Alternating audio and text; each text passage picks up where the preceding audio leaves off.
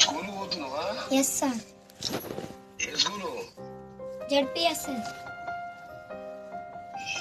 ఏమైంది మీ అమ్మకి? ఏమైంది? ఏమైనా తాగి చనిపోయింది. ఉరేసుకుని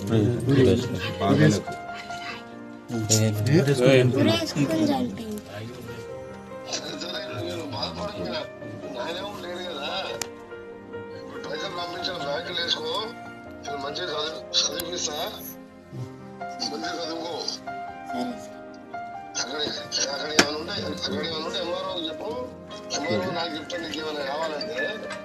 తర్వాత మళ్ళీ ఇల్లు కూడా కట్టిస్తా నీకు. మళ్ళా ధైర్యంగా ఉండు. సరే ఎవరు